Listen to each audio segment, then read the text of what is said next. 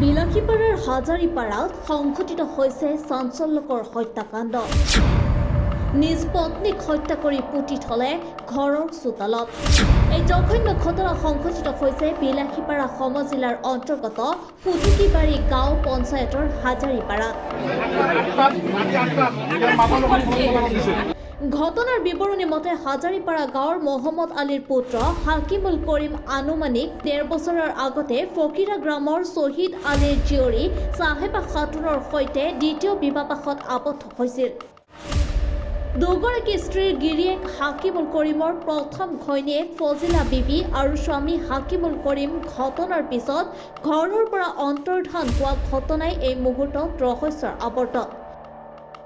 জানিব পৰা মতে যোৱা নিশা প্ৰথম পত্নী আৰু স্বামী দুয়ো মিলি দ্বিতীয় পত্নীক হত্যা কৰি ঘৰৰ চোতালত পুতি থোৱাৰ অভিযোগ উত্থাপিত হৈছে। ঘটনাস্থলীত বিলাসীপাৰা আৰু লক্ষীগঞ্জ আৰক্ষীৰ দল উপস্থিত হৈ তদন্ত অব্যাহত ৰাখিছে।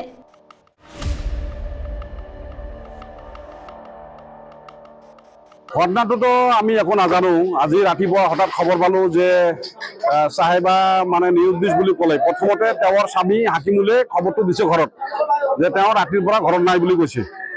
অলপ সময় পিছতে সেই হাকিমুলে আকৌ ফোন কৰি কৈছে যে নাই, তেওঁক মাৰি পুতি থৈছে বুলি কৈছে আৰু কি। এতিয়া কথাটো হ'ল তাৰপিছত তেওঁ কোৱা মতে মানে তেওঁ এনেকুৱা ধৰণৰ কৈছে যে মাৰি থোৱাৰ পিছত মোৰ ডাঙৰ মিছেছ তেওঁ আৰু ল'ৰা ছোৱালী তেওঁ কোনেও ঘৰত নাই, তেওঁ লগত মানে ঘৰত তালা দি ইয়াৰ পৰা গুচি গৈছে বুলি কৈছে। কিন্তু অলপ পিছতেই আকৌ তেওঁ আমাৰ ঘৰৰ মানুহৰ লগত ফোনত কথা পাতিছিল। ফোনত কথা পাতোঁতেই মানে তেওঁৰ যিখিনি কথা, তেওঁৰ যিখিনি ষ্টেটমেণ্ট, এই কথাত আমাৰ সন্দেহ জাগিছে।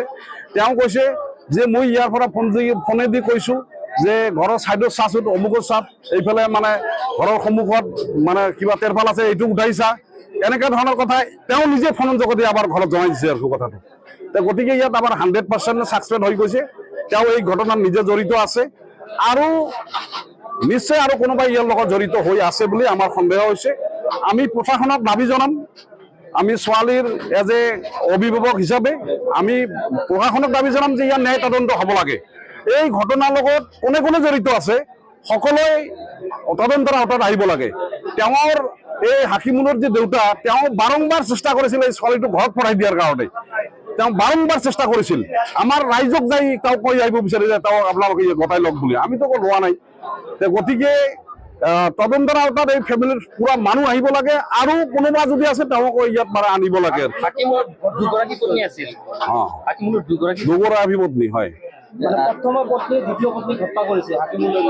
হাকিমুল কোৱা মতে এনেকুৱা ধৰণৰ বা তেওঁৰ দেউতাকে কোৱা মতে এনেকুৱা ধৰণৰ যে প্ৰথম পত্নী হত্যা কৰিছে বুলি নহয়। প্ৰথম পত্নী অকলে এইটো হত্যা কৰাটো সম্ভৱ নহয়।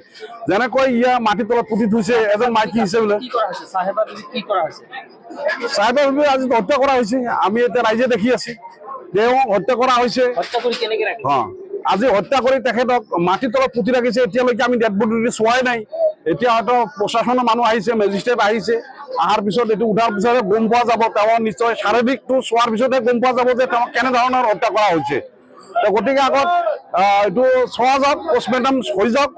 কিন্তু মুঠতে এইটো যে এটা হত্যা, এইটোতো ইতিমধ্যে প্ৰমাণ হৈ গৈছে। মাটিৰ তলত পুতি ৰাখিছে, ইয়াৰ সঠিক তদন্ত হ'ব লাগে আৰু ইয়াৰ লগত কোনে কোনে জড়িত আছে সম্পূৰ্ণ মানুহ আইনৰ আওতাত আহি দৃষ্টান্তমূলক শাস্তি পাব লাগে, এইটো আমাৰ কামনা। এই হাকিমুলৰ নিজৰ ঘৰৰ হাজাৰীপাৰা হাকিমুলৰ নিজৰ ঘৰৰ চোতালত পুতি ৰাখিছে, নিজৰ ঘৰৰ চোতালতে পুতি ৰাখিছে। গতিকে এইটো সম্পূৰ্ণভাৱে তদন্ত হ'ব লাগিব আৰু এই বস্তুটো মানে কি আছে এইটো সম্পূৰ্ণ ওলাব লাগিব।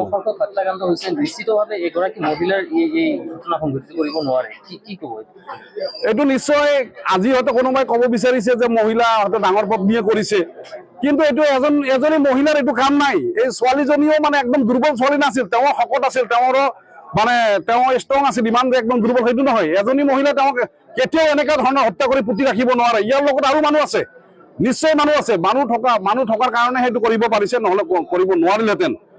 গতিকে মই আপোনালোকৰ মাধ্যমৰ এই ছ'চিয়েল মিডিয়া হওক বা প্ৰিণ্ট মিডিয়া যি মিডিয়াই হওক সকলোৰে মাধ্যমত মই অনুৰোধ কৰিছোঁ বা দাবী জনাইছো এইটোৰ লগত কোনে কোনে জড়িত আছে সম্পূৰ্ণ মানুহ ওলাব লাগিব আৰু তেওঁলোকক দৃষ্টান্তমূলক শাস্তিৰ ব্যৱস্থা কৰিব লাগিব। স্বামীক কোন দিনাখনৰ পৰা নিৰুদ্দেশ হোৱা বুলি জনাইছে আপোনালোকক? তেওঁৰ যোৱা ৰাতিৰ পৰা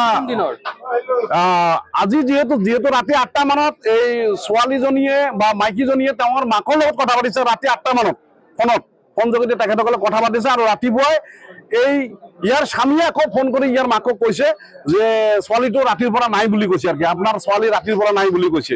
অলপ পিছতে আকৌ কৈছে নহয় তেওঁক মাৰি পুতি ৰাখিছে, অলপ পিছতে তেওঁ নিজে কৈছে। তো গতিকে ইয়াত অন্তৰালত কি আছে এইটো নিশ্চয় তদন্তত ওলাই যাব। বিলাসীপাৰাৰ পৰা আলী আজাদ ইছলামৰ প্ৰতিবেদন ৰিপাব্লিক ইনি।